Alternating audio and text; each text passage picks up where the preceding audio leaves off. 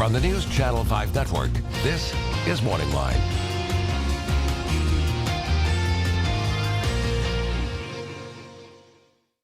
Good morning, everyone. Thanks for joining us on Morning Line. Nick Barris here with you on a Wednesday, and we've got a good show on tap. I hope you join in the conversation. I think this is a subject that is close to a lot of our hearts. We all love animals. Many of us have pets, and we've seen stories in the news of late.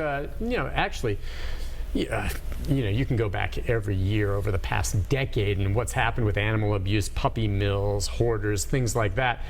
And some of the rescues that are in place trying to help and save these dogs and find new homes for them, cats, birds, horses, you name it, they've been through it. And one of the organizations that's done an awful lot here in the South, in Tennessee, but that operate nationwide is Animal Rescue Corps, ARC. You've heard of that before?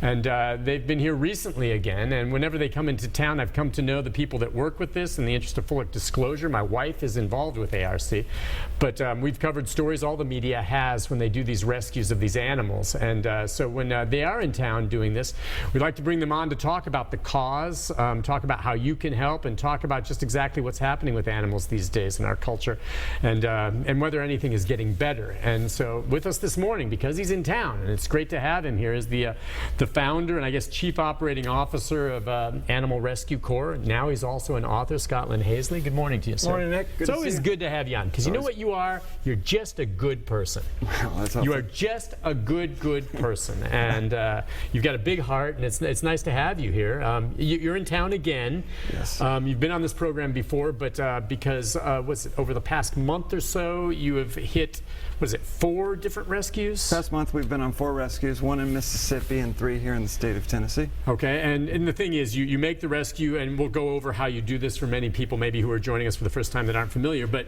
the reason, the rescue, and then there's much work to be done after the animals are taken, correct? And that's what you're in right now. The rescue is just typically a day of seizing the animals. Now, of course, there's a lot of work leading up to the rescue. There's the investigation oftentimes. There's bringing in the resources, getting the equipment there. Lots of logistics, as you can imagine. We got to set up an emergency shelter in an unknown warehouse somewhere. A lot goes into just getting us on the ground. We do the rescue. Then we bring the animals back to our emergency shelter. In this case, it's in Lebanon, Tennessee, where we've been housing animals from several different rescue operations. And then we work to bring them back to life. Our veterinarians go right to work, and typically it's in that order. First veterinarians, then the groomers, and then lots of love and socialization.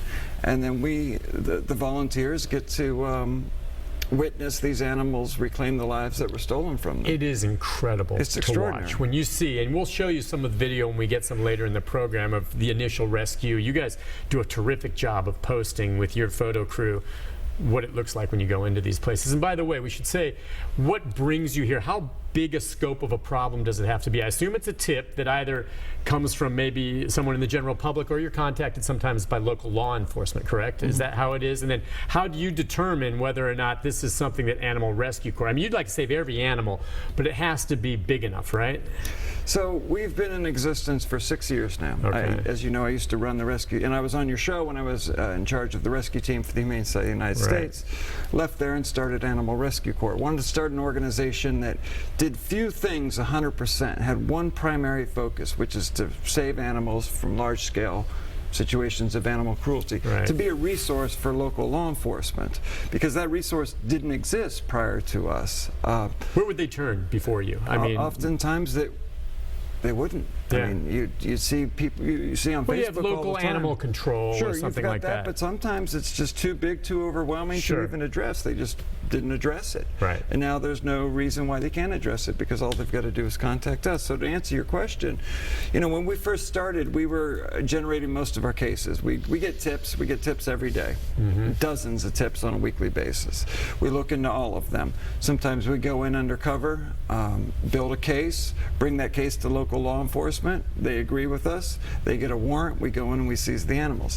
What's happening more and more now, Nick, and especially in the great state of Tennessee, is law enforcement's contacting us direct now. That's great. Yeah. I mean, I'd say far more than 75% of our cases in the state of Tennessee are law enforcement generated.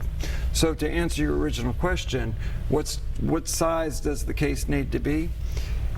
The answer to that is if it's beyond the resources of the local community, if they don't have the resources to address the case, whether it's 8 dogs or 80 dogs, we're going to be there for them.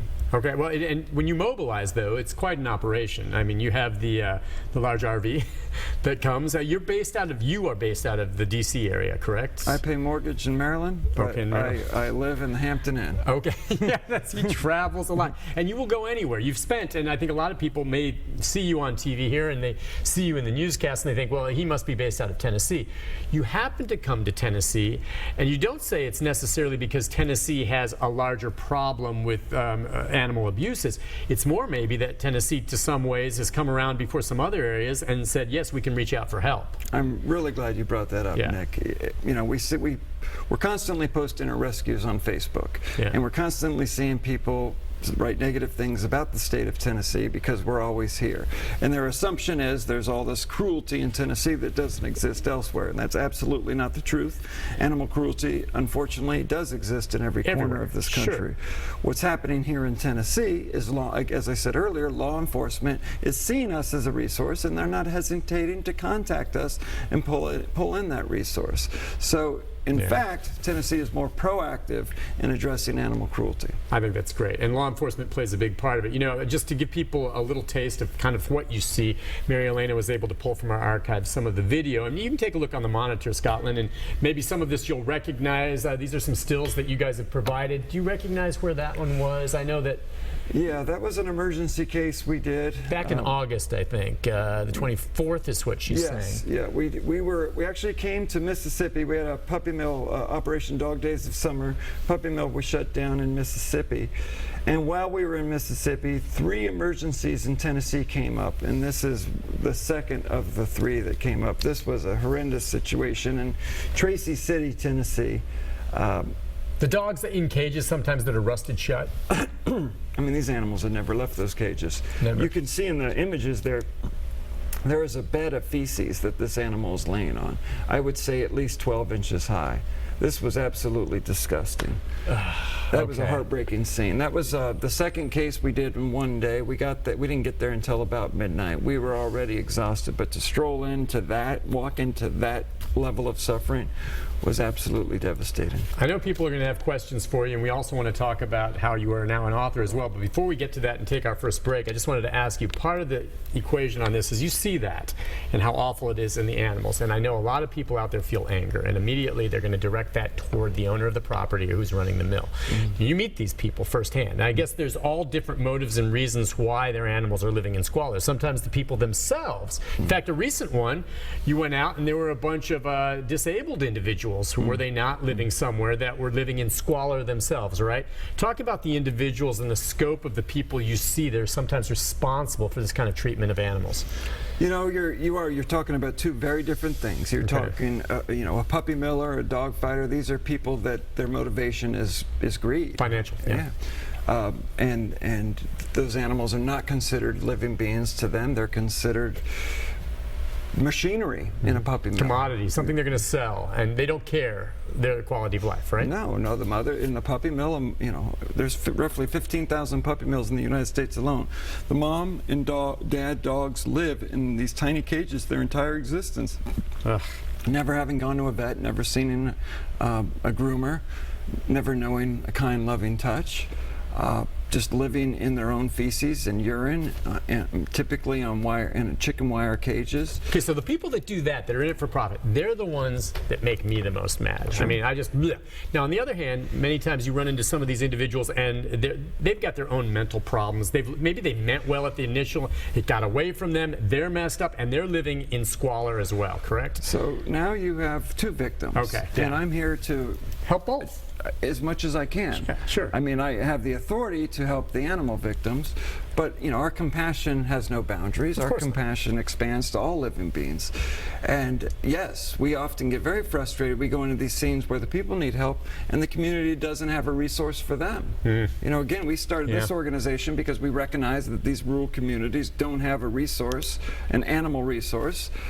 But I'm finding they don't have many resources at all, and that's very unfortunate. A lot of them are very poor. It's not like here in Metro or the larger counties, but that one case where you went in, right, and you discovered there was a disabled individual who actually was taken from the scene and died later at the hospital, and there were 3 or 4 others at this place with these animals, and who was responsible for them? And I mean, you going out there discovered them and got them help as well. So it's not just about the animals. So in that specific case, and that was our last case that we've done, we dubbed that was just recently. Rescue, that was just days ago, or weeks ago. We dubbed that rescue Operation Midnight Peril, and the reason being is we got that call at midnight. So we were in Mississippi. We had just done the other case. This was in oh, it doesn't matter. It was somewhere on the west side of Tennessee. Right. Western Tennessee, outside of our viewing area, but in Tennessee. Right.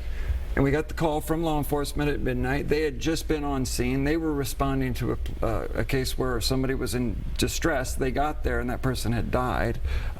They found multiple adults that were in very poor health, suffering from malnutrition, from what I understand. They were adults now, but they were adopted as children. It's my understanding that the parent was not in good shape herself. And hopefully those people, they're getting help themselves now. They too were removed from the property and brought right to the hospital. But who's responsible for that? Anybody who knew about that. Yeah. Anybody who knew about that's responsible. And I understand there were people that had knowledge of that place. And they chose not to, for whatever reason, do something, or the resources weren't there. All right. Do we need to take a first break, Mary? She did say that. Let's take a break. When we come back, we got phone calls coming for you and some other good things to talk about. So stay with us. I'm just telling you right now, he runs an organization that's unlike any other right now in the country, because you really are the shock troops that go in first and foremost. And it's I wish there were more like you out there. But really, your chance to ask some questions about what they do, and we'll get into more with your questions right after this. Stay with us.